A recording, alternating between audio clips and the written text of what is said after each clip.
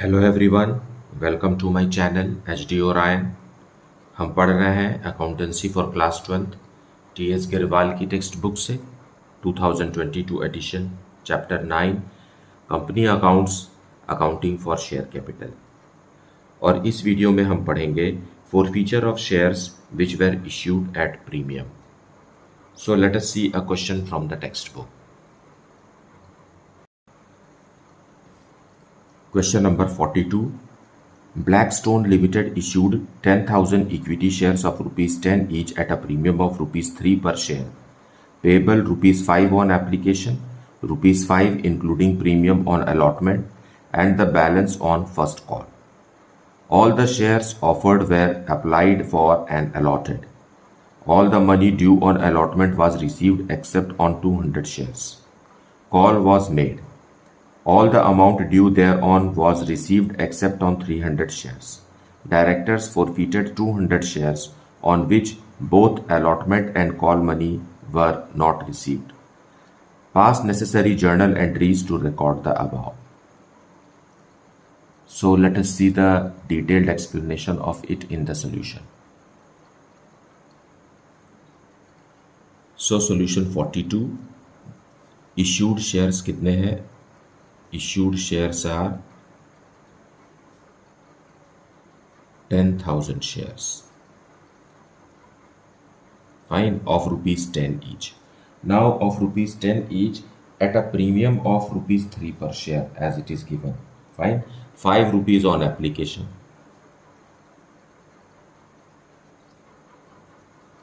and 5 rupees on allotment. 5 rupees on allotment का मतलब ये है कि 3 रुपीज़ प्रीमियम भी इसी के साथ है, राइट। सो 3 रुपीज़ कैपिटल का और 2 रुपीज़ कैपिटल का और 3 रुपीज़ प्रीमियम का, इट इज़ 2 रुपीज़, है ना, on allotment.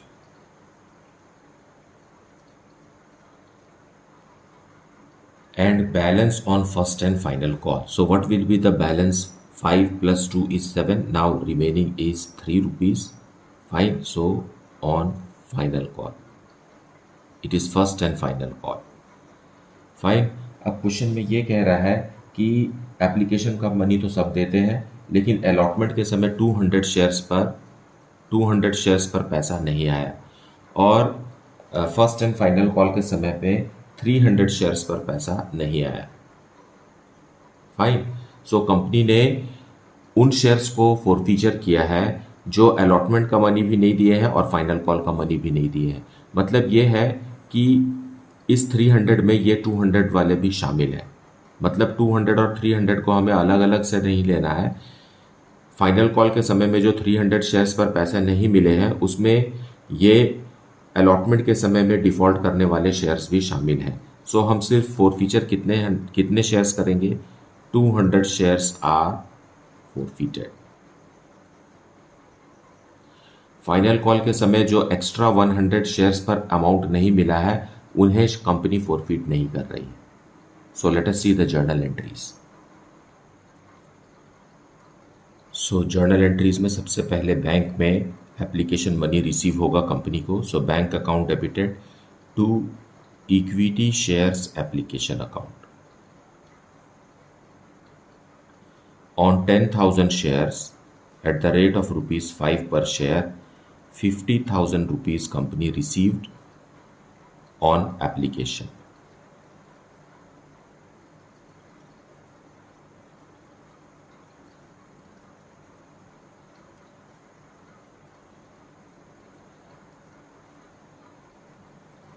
And then it will be transferred to capital account.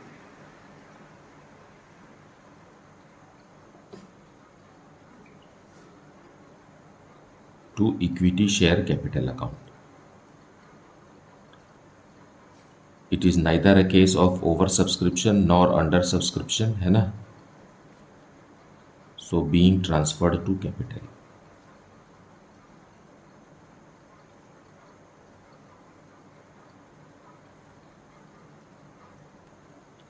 Now allotment money with premium will be made due. Fine. So equity share allotment account debited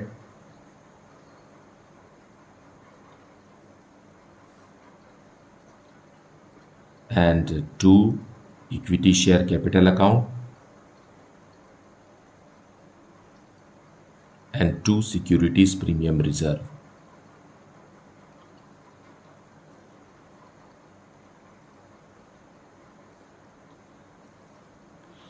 So on 10,000 rupees, on 10,000 shares, 5 rupees per share, it is due at the time of allotment also, जिसमें से 2 rupees capital का है और 3 rupees premium का है. So 20,000 will be transferred to share capital and remaining 30,000 has to be transferred to securities premium reserve, being allotment money due with premium.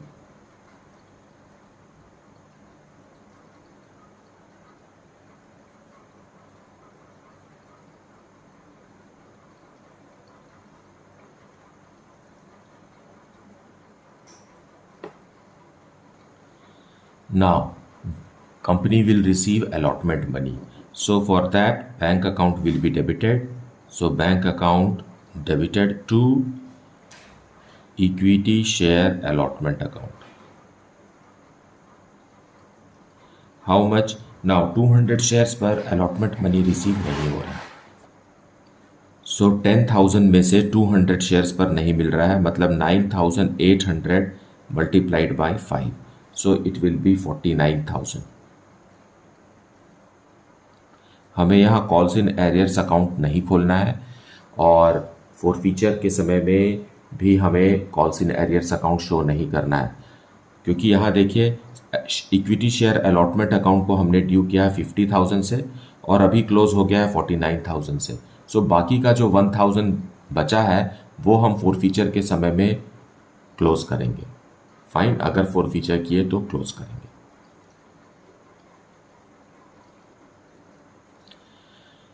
Being allotment money received,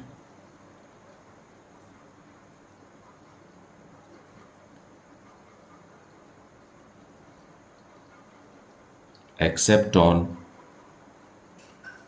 200 equity shares.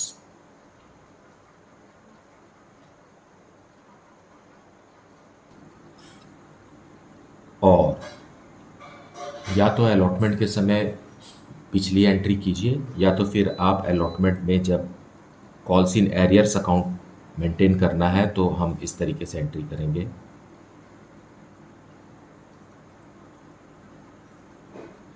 Calls in arrears account भी हमने open कर दिया है to equity share allotment account. Now 200 shares पर पैसा नहीं मिल रहा है, so 200 into 5 is 1,000 rupees and 9,800 shares पर 5 रुपीज़ के हिसाब से 49,000 शेयर्स कंपनी को बैंक में रिसीव हो रहा है. इस तरीके से हमने पूरा 50,000 रुपीज़ इक्विटी शेयर अलॉटमेंट का क्लोज कर दिया. Being same narration, being allotment money received except on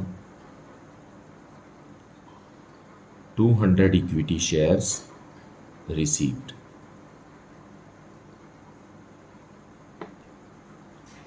सो या तो आप पिछली एंट्री कीजिए जिसमें calls in arrears account open नहीं किया गया है, या तो फिर calls in arrears account open करके इस तरीके से हमें एंट्री करना है. लेकिन इसमें फ़र्क ये है कि इक्विटी शेयर अलॉटमेंट अकाउंट यहाँ पूरी तरीके से 50,000 रुपीज़ से क्लोज हो गया है. जब ड्यू की एंट्री किए थे तो 50,000 रुपीज़ से डेबिट किए थे और अभी 50,000 रुपीज़ से क्रेडिट किए हैं. लेकिन जब हम calls in arrears account open नहीं करते हैं तो 49,000 रुपीज़ से वो क्रेडिट होता है. डेबिट तो होता है 50,000 से, लेकिन क्रेडिट होके क्लोज होता है 49,000 में. Fine, okay. Now let us make first call, final call due. Okay, so equity share first and final call.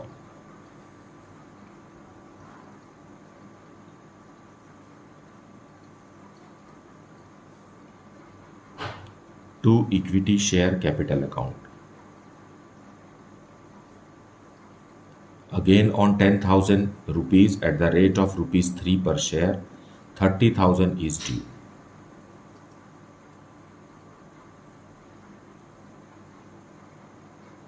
being final call due.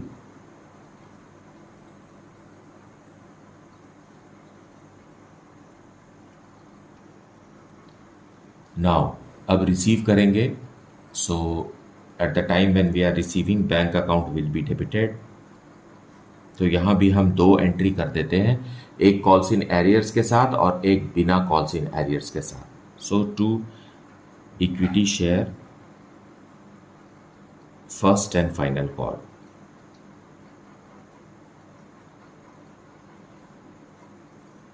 Now question में लिखा है कि फाइनल कॉल के समय 300 शेयर्स पर अमाउंट नहीं मिला, मतलब 9700 पर 3 रुपीज रिसीव हुआ।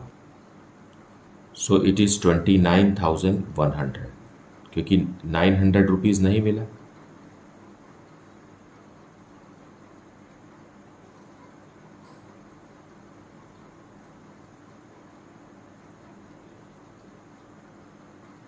Being final call money except on 300 equity shares received।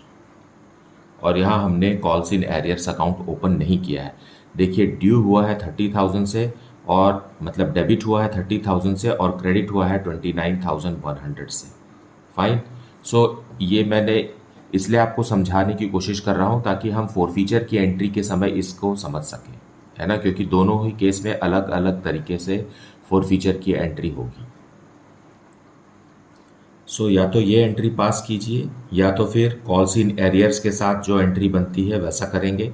So bank account debited, calls in arrears account भी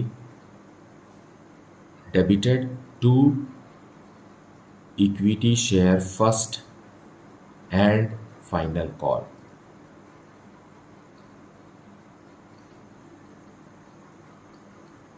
नरेशन सेम रहेगा, being final call received except on 300 equity shares now, and the amount is, bank में तो उतना ही आएगा, आप चाहे ऊपर वाली एंट्री कीजिए या नीचे वाली, 29,100। एरियर्स में अमाउंट जाएगा 300 शेयर्स पर जो 3 रुपीज़ नहीं मिला, मतलब 900, और इस तरीके से पूरा का पूरा 30,000 रुपीज़ से equity share first and final call account credit होके क्लोज हो गया। यू सी, यहाँ ड्यू हुआ था 30,000 से, यहाँ क्रेडिट हुआ है 30,000 से। लेकिन अगर आप ये वाली एंट्री रिसीव के समय करते हैं तो ड्यू हुआ है 30,000 से और रिसीव हुआ है 900 लेस। सो देखिए क्लोज कम हुआ है। नाउ इन इंफॉर्मेशन के ऊपर बेस्ड ही हम फोरफीचर की एंट्री समझेंगे। फाइन, कि कैसे फोरफीचर के समय में कॉल्स इन एरियर्स को भी क्लोज किया जाएगा इस केस में।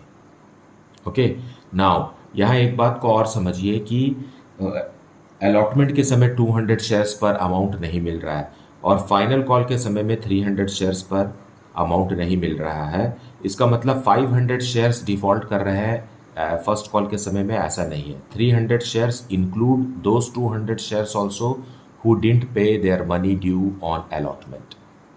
फाइन। सो कंपनी के डायरेक्टर्स ने डिसाइड किया है कि उन शेयर्स को फोरफीट करेगी जिन्होंने अलॉटमेंट और फर्स्ट कॉल दोनों का अमाउंट नहीं दिया है। मतलब out of 300 defaulters, fine, only 200 equity shares will be forfeited. So let us forfeit the shares, है ना, 200 shares as per this option, जिसमें हमने कॉल्स इन एरियर्स अकाउंट नहीं ओपन किया है। ऐसे केस में हमें कौन सा फोरफीचर की एंट्री कर रहा है, पहले हम उसे यहाँ देख लेते हैं, फिर कॉल्स इन एरियर्स वाले को डिस्कस करेंगे। सो जब कभी भी हम शेयर फोरफीट करते हैं तो शेयर कैपिटल अकाउंट को हम डेबिट करके क्लोज करते हैं। Fine. So equity share capital account, equity share capital account will be debited with on 200 shares, और कैपिटल पूरा 10 रुपीज़ कंपनी मांग चुकी है फाइनल कॉल तक। Fine. So as a result with ₹2,000 share capital account is reduced. फिर securities premium reserve का भी amount नहीं मिला। सो सिक्योरिटीज प्रीमियम रिजर्व को भी हम डेबिट कर देंगे। 200 शेयर्स पर 3 रुपीज़ के हिसाब से 600 रुपीज़ नहीं मिला। ओके, क्योंकि अलॉटमेंट के समय सिक्योरिटीज़ प्रीमियम ड्यू होता है और ये नहीं मिला था उस समय। फाइन। टू, फर्स्ट केस या फर्स्ट कंडीशन के हिसाब से बना रहे हैं फॉरफीचर की एंट्री, जिसमें calls in arrears account open नहीं हुआ है, तो हम यहाँ पर लिखेंगे to equity share allotment account. वो जो अलॉटमेंट अकाउंट तब क्लोज नहीं हुआ था, अब 200 शेयर्स पर अलॉटमेंट बनी 5 रुपीज़ के हिसाब से 1000 रुपीज़, अभी ये क्लोज होगा। अब ये 50,000 हो गया, क्योंकि रिसीव के समय में हमने 49,000 क्रेडिट किया था और अब 1000 से और क्रेडिट करके अब ये यहाँ क्लोज हो गया। फाइन। उसी तरीके से क्रेडिट में हमें लिखना है जिसमें पैसा नहीं मिला, so equity share first and final call. अभी भी 200 शेयर्स को ही हमें चुनना है, क्योंकि 300 शेयर्स, हालांकि डिफ़ॉल्ट हुआ है 300 शेयर्स पर, लेकिन हम सिर्फ 200 शेयर्स फॉरफीट कर रहे हैं और first and final call 3 rupees है, सो 600 रुपीज़ हमने क्लोज कर दिया यहाँ, क्योंकि वहाँ 600, यहाँ देखिए 600 शेयर्स पर कम रिसीव हुआ है पैसा। फाइन। इस एंट्री में शो यू दिस, इस एंट्री में 900 रुपीज़ नहीं मिला है, जिसमें से 600 रुपीज़ उन 200 इक्विटी शेयर्स पर है जो अभी हम फॉरफीट कर रहे हैं। फाइन। सो वहाँ पर कम क्रेडिट हुआ था, तो अब 600 से हम और भी ज़्यादा क्रेडिट करते रहे। ठीक है। To equity share forfeited account. अब 200 शेयर्स पर जितना पैसा मिला है, मतलब एप्लीकेशन मनी ही मिला है, and application money was ₹5 per share, so as a result 1000 rupees forfeit हो गया, मतलब ये कंपनी ने जब्त कर लिया। अब ये अमाउंट इन्वेस्टर को वापस नहीं मिलेगा। Fine. Being 200 equity shares फॉरफीटेड।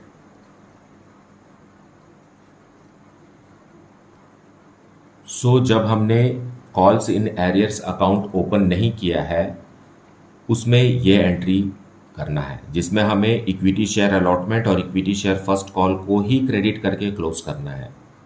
Fine.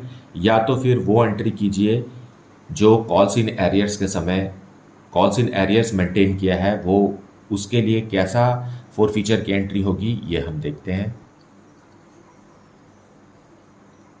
सो और के समय हम लिखेंगे फॉरफीचर की एंट्री जिसमें हमने calls in arrears account open किया था। सो इक्विटी शेयर कैपिटल अकाउंट यहाँ भी क्लोज होगा।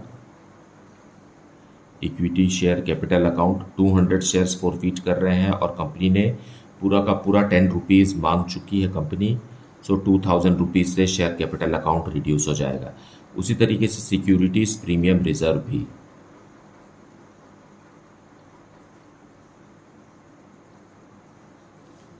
भी हमें डेबिट करना है। फाइन। 200 शेयर्स पर 3 रुपीज़ पर शेयर के हिसाब से 600 रुपीज़ से securities premium reserve account credit debit हो गया। फाइन। क्लोज हो गया। अब हमें लिखना है to calls in arrears. Calls in arrears ये किस समय का है? ये अलॉटमेंट के समय का।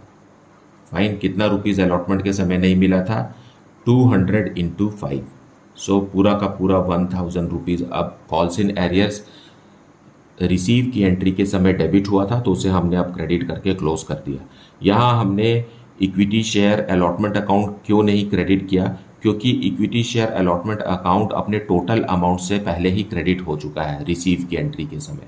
तो अब हमें फिर से इक्विटी शेयर अलॉटमेंट अकाउंट को हमें क्रेडिट नहीं करना है। फाइन। क्योंकि वो 50,000 रुपीज़ से डेबिट है और 50,000 रुपीज़ से क्रेडिट है। लेकिन जब हम calls in arrears account open करते हैं तो हमें यहाँ calls in arrears account he open करके मतलब क्लोज करना है। यहाँ ओपन तब हुआ था जब रिसीव हुआ था मनी, अब ही हम फॉरफीचर के समय इसे क्लोज कर रहे हैं। उसी तरीके से टू कॉल्स इन एरियर्स, और एक बार और calls in arrears for first call. First call के समय भी कितना है? 200 इंटू 3 है ना, इतना अमाउंट नहीं मिला, सो 600 रुपीज़ जो है वो फर्स्ट कॉल का यहाँ क्लोज होगा। आप दोनों को मर्ज करके 1600 भी लिख सकते हैं, बस समझाने के लिए मैंने इसे अलग अलग करके लिखा है कि अलॉटमेंट के समय का कॉल्स इन एरियर्स 1000 है और फाइनल कॉल के समय के कॉल्स इन एरियर्स में मनी 600 रुपीज़ है, 900 नहीं है, क्योंकि 900 300 शेयर्स पर था। यहाँ पर हम फॉरफीट कर रहे हैं 200 शेयर्स पर, तो उन्हीं का अमाउंट को हम यहाँ क्लोज करेंगे। अब बाकी जो बच रहा है उसे हम लिखेंगे to forfeited share account, to forfeited equity share account. How much? 200 shares पर उसने एप्लीकेशन का 5 रुपीज़ ही दिया है बस।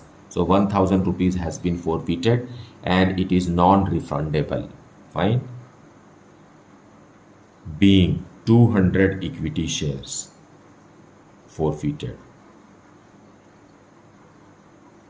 सो या तो इस एंट्री को करना है या तो फिर पिछली एंट्री को करना है। ये कैसे डिसाइड होगा? कॉल्स इन एरियर्स वाली एंट्री के साथ कॉल्स इन एरियर्स वाला फॉरफीचर की एंट्री होगी, और विदाउट कॉल्स इन एरियर्स वाले एंट्री के साथ विदाउट कॉल्स इन एरियर्स वाला फॉरफीचर की एंट्री होगी। So I hope that you have watched the full video and heard the explanation. Despite this, if you are having any doubt, you can ask it in the comment section. Thank you so much for liking, subscribing and sharing the channel. And if you have not, then please like it, subscribe it and share it with your friends. Thank you so much for watching the video.